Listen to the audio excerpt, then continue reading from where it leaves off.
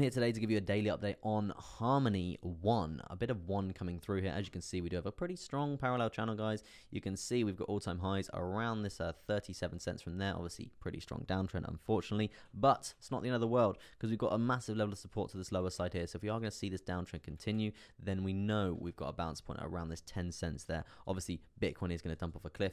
If Bitcoin dumps off a cliff, this is going to be the bounce point that we are looking for. I mean, we have unfortunately just about lost the 200 EMA. Looking to retest it at this time. If we can get a daily candle body close above it, it's going to be looking a lot more progressive to the upside, right? And then and only then we can weigh up the scenario for this bearish pennant chart pattern to basically play out, right? If this is going to play out, guys, it's a symmetrical triangle chart pattern at the bottom of a downtrend, right? That signifies continuation to the downside. It's called a bearish pennant chart pattern. And that is going to basically mean that we could be looking at dropping to around a price of around 14 cents there. So yeah, get ready for short position, get ready for short position if this is going to come into fruition there, guys. We could still break to the upside. What I would be looking for to break to the upside is to invalidate some of these crucial lower highs there. When we can get above these, then the bullish momentum can really start to resume, and then we can basically see us actually recover in a sense, right? So that's definitely something to be looking out for the future there. Jumping down to shorter term time frames here.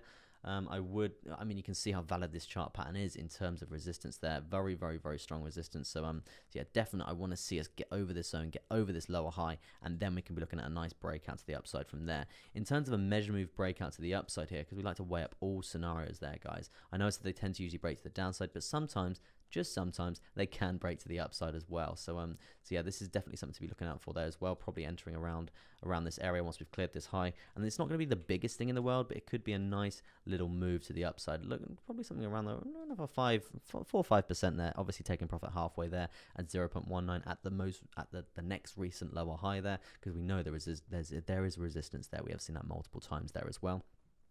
So yeah, that is the point to be looking out for. That if we do see the rejection coming through from this top side here, we know we've got a bounce point coming through here. We've seen the support on this lower side multiple times. If not, we've got that short position lined up, ready and waiting for us there.